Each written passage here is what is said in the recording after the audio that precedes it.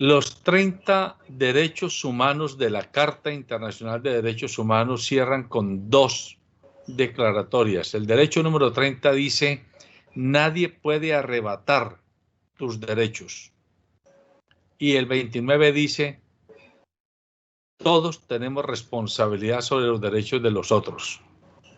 Yo diría que a partir de esas dos declaratorias podemos conjugar la reconstrucción necesaria que debe hacer la sociedad, no solo colombiana, sino en general, para que al final terminemos entendiendo que sin respetar los derechos del otro, no vamos a lograr jamás que se nos respeten los nuestros.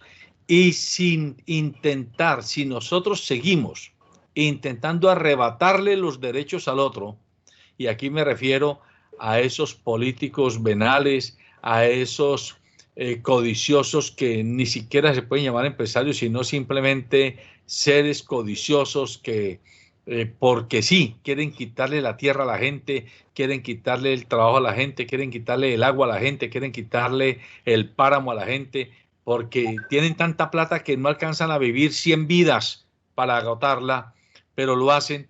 Si no entendemos, si ellos, los que están en esas cumbres del poder, no entienden que no es arrebatando como se puede vivir, va a ser muy complicado que un día la humanidad aprenda a convivir.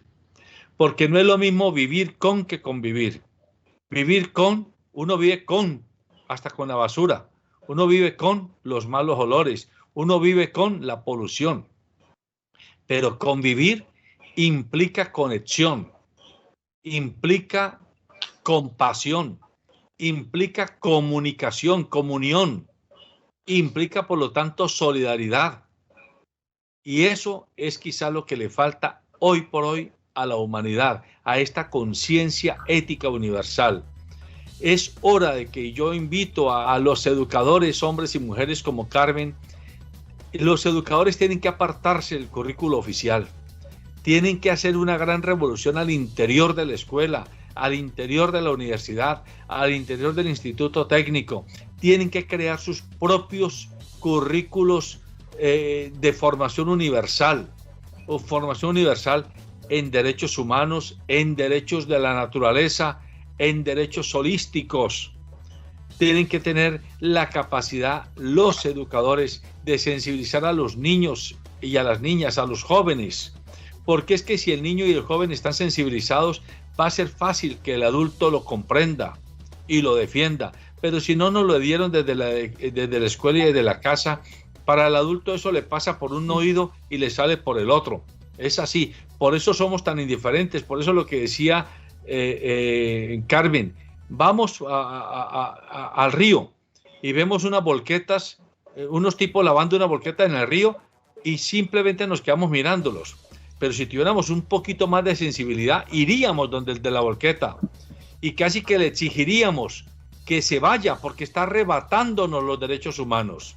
Es que no es un problema policivo, es un problema de derechos humanos en una concepción más universal.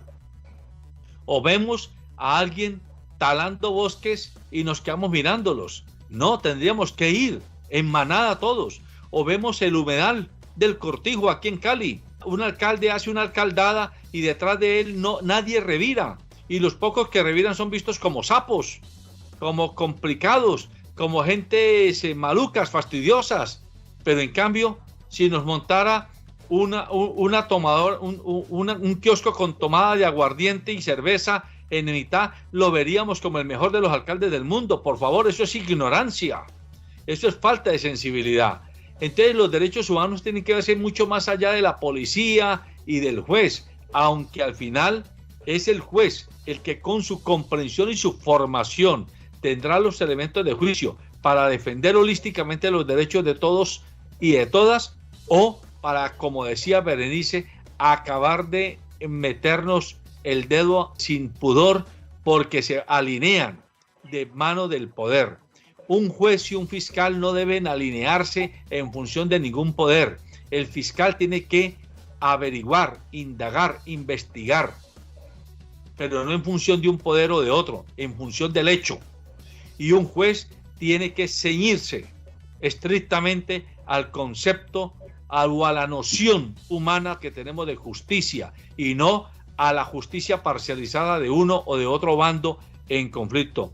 Y los policías y los soldados tendríamos, este sí es un sueño dorado, tendríamos que imaginarnos que haya muchas Berenices y muchas Carmen y muchos Alexander que puedan ir a las escuelas de formación de los policías y de los soldados, donde a ellos les meten 12 horas de formación física, incluyendo malos tratos, porque eso es parte de su formación, para envenenarles el alma, y un tallercito mensual de 3 horas oyendo a un abogado como para matar ahí el tiempo o a un trabajador social. No, todos los días los soldados y policías deben de recibir por lo menos una cátedra de formación universal. Recuerden, nadie puede arrebatarte tus derechos. Es el número 30. Y tú tienes responsabilidad sobre los derechos de los demás. Es el número 29. Buenos días.